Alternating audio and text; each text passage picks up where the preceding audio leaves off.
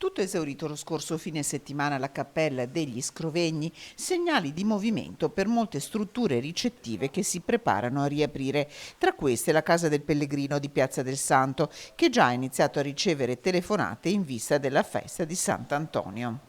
Tornare a Padova per la festa del 13 giugno, una tradizione di famiglia per molte persone, in particolar modo per molti italiani che hanno già iniziato a chiamare. Le telefonate più belle che stiamo ricevendo sono quelle persone che comunque visitavano Padova per la festività del Santo negli ultimi 40 anni e prima lo facevano accompagnando i figli, ora da nonni accompagnano i nipoti, quindi per loro già sapere di poter ritornare in questi posti a loro cari, già proprio senti l'emozione c'è al telefono e quindi buttano il cuore oltre l'ostacolo e mi dicono ma sì, intanto prenotami e dopo ci sentiamo una settimana prima e vediamo come siamo messi. Una festa davvero particolare il 13 giugno 2020, straordinaria nella sua unicità, ma che ha lasciato in tante persone, soprattutto italiane, il desiderio di essere presenti fisicamente in città per rinnovare lo stretto legame con Antonio,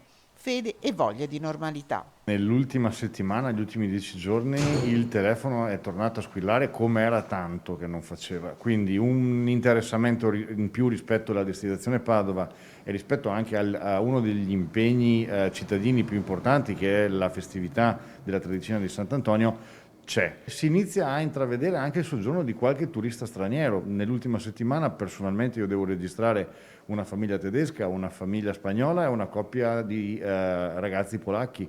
Quindi il turismo italiano è sicuramente quello che in questo momento è ancora predominante. Si stanno affacciando qualche straniero, siamo ancora molto lontani da semplicemente anche un indice di sostenibilità. In attesa dell'adozione delle misure annunciate dal governo, tra tutte il Green Pass Covid, le strutture per ora continuano a rispettare i protocolli: sanificazione dei locali, misurazione della temperatura, scrupolosa registrazione delle presenze. Noi come struttura alberghiera siamo disponibili ad offrire i nostri servizi.